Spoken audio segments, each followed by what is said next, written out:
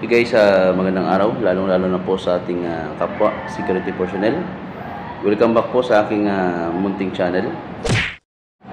So sa video ito mga 59 ay magsishare naman tayo ng konting kaalaman at of course idea sa ating mga 59 tungkol po sa paggawa ng explanation letter Tagalog version.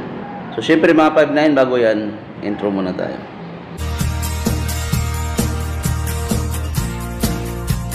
So yung mga 59, siyempre sa mga bago pa lamang po na padaan sa aking munting channel, ito nga pala si Robert Chidi Vlogs. Nag-upload po tayo ng mga tutorial regarding sa security at of course regarding sa paggawa ng report na pwede po natin gamitin sa pang-araw po nating trabaho bilang isang security personnel. Okay? So yung mga 59 ngayong araw ay magsishare nga tayo ng konting kaalaman at idea sa inyo kung paano nga ba gumawa ng explanation letter Tagalog version. Okay? So, siyempre, halimbawa, pag nahuli kayo ng inyong officer, ng inyong SIC, or ng inyong OIC, na nakatulog sa inyong duty, so, siyempre, automatic gagawa tayo ng explanation letter. Okay? So, siyempre, bilang isang ordinary security personnel, so, automatic po yun, no, na kailangan gumawa tayo ng black and white or ng letter kapag nagkaroon tayo ng violation. Okay? So, halimbawa man ay talagang hindi mo kinaya dahil meron ka naramdaman. So, yun po ang ipapaliwanag natin sa ating officer para kahit paano ay ma-absuelto tayo kung ano man yung nagawa po natin. Okay? So, yun mga 59 na dito na yung ginawa kong sample ng explanation letter na Tagalog version. Okay? So, siyempre, para sa ating mga ordinary security personnel, so, okay lang naman na ganito yung gagawin natin Tagalog. Ang importante ay malinis at maayos ang paggagawa.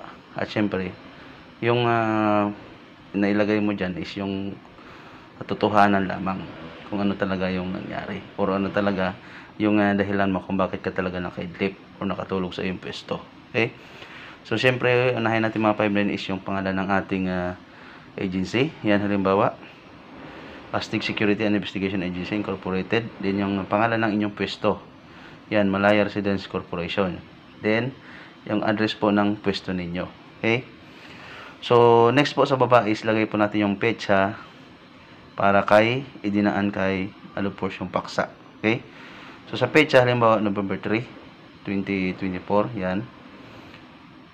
Then, sa para kay, siyempre, i-address natin sa ating OIC. So, halimbawa, siya ang nakahuli sa inyo, kaya si SI siya nakahuli sa inyo.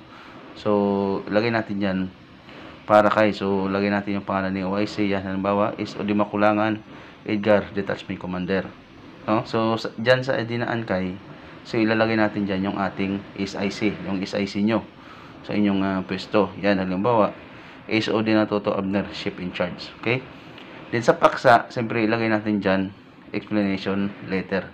Or kung ano man lang gusto nyo ilagay dyan sa baba ng explanation letter, karagdagan dyan. Pero, yan lang yung nilagay ko, mga 5 sample lang naman yan. Pero kung gusto yung Tagalog ilagay dyan, wala rin naman problema. Walang din naman yan. Okay? So yun, dahil nga Tagalog yung ginawa natin, syempre, ilagay natin dyan, Ginoo. Sabihin yan, sir. No? So, syempre, YC ninyo, lalaki naman. Sige, automatic na yan. Lagay natin Ginoo. Okay? Yan. Ginoo, nais ko pong humingi ng paumanhin sa inyong butihing tanggapan hinggil sa pangyayari noong bandang alas 11 ng gabi. Ika-3 ng Nobyembre taong kasalukuyan. Okay? So, yan, no? Tagalog na Tagalog yung mga 5 na. Mas maganda siyang pakinggan kapag ganyan ang ginawa natin. Okay, di ba? So, yan. Sapagkat ako po ay nakatulog sa aking pwesto habang naka-duty. Sa kadahilanan po na masama ang aking pakiramdam. Okay? Bagamat alam kong ito ay bawal, subalit hindi ko na po kinaya. Okay? Kaya hindi ko na namalayan. Ako po pala ay nakatulog na. So, yun, no? So, kung totoo lang talaga masamang pakiramdam mo, syempre, yun ang ilalagay mo dyan. Kasi, syempre, titimbangin naman yan ng inyong OIC. At kung malaman naman talaga yan na totoo, ang inyong nilagay dyan, syempre, pwede kayo ma-absuelto. At syempre, kung gumagawa kayo ng mga ganyan, syempre, ang ilalagay ninyo, yung pawang katotohanan lang talaga. No? So, mahirap na magsinungaling kayo dyan, mahuli pa rin kayo ng inyong OIC dyan. Okay? lalo pang sasama ang loob sa inyo or bibigat pa yung kaso ninyo dyan. Okay? Yan. Sana po ay mabigyan nyo po ako ng pangalawang pagkakataon upang patunayan ko po sa inyo na kaya kong gampanan ng maayos ang aking trabaho. Yan. So, ma-excel lang yung mga 5 no? Na simpleng halimbawa lamang yan. Then sa baba, maraming salamat po sa inyong pag-unawa at konsiderasyon. Yan. So, napakasimple lang ang ginawa natin mga 5 no? Then, siyempre sa baba, ilagay natin lubos na gumagalang. Tapos, inihanda ni pangalan mo dyan. Tapos, pirma. Yan. So, napakasimple lang mga 5-9 ang ginawa natin. Kahit na gayahin nyo yung mga 5-9, kung ganyan din ang dahilan ninyo, so, walang problema, no?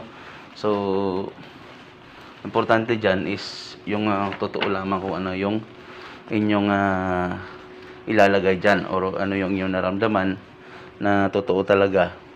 Siyempre, yun na yung i-indicate nyo dyan sa inyong letter. Okay? So yun mga 5-9, maraming salamat po sa panonood sa aking video at kung meron po kayong natutunan sa video ito, sana po ay huwag niyo pong kalimutan mag-like, share, and of course mag-comment sa ating comment section. At of course mga 5-9 ay mag-subscribe po sa aking munting channel para kahit pa paano ay updated po kayo sa mga video na susunod pa nating i-upload. Okay? So yun mga 5-9, maraming salamat po. God bless us all.